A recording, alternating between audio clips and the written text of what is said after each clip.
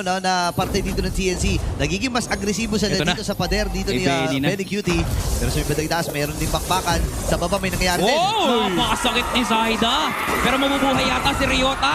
Nandyan sa labo. Mukhang mag-out. Dito ni Ryota at si Zaida ang nanaig.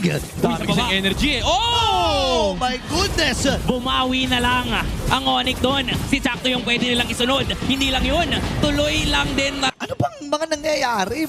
Hindi makasagot ang mga TNC. Uy, may set up dun sa dalawa. Sabay pasok ni Zaida. Flicker out mula kay Super Prince. Streamer din naman. Nag-flicker. Kaso lang nakasama. Kasi nandun sila sa loob ng ore. Pag ano, vertical yan eh si Brody.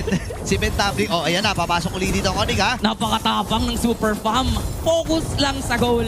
Focus lang sa tore. Sabay out. Pero parang tutuloy pa rin sila. Ryota. Kasi nga naman, kailangan nilang guluhin. Si Zaida dun sa purple. Dadating naman at nandito ang mga miyembro ng TNC. Kaso lang, hindi nila mapatay si Ryota. Tapos may revitalize pa mula kay Brusco. Mukhang lalaban sila dito. Makukuha ba? Wait lang, may tectonic charge na nanggaling kay Chaknu. Pero hindi enough yung damage output nila. Si Zaida yung target sa likuran. Pero patay na ang bagyong Benny.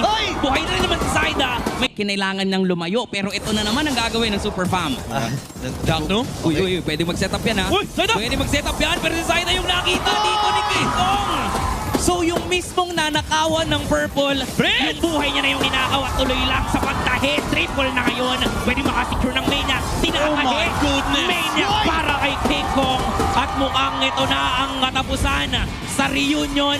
Mananaig ang Super Fam.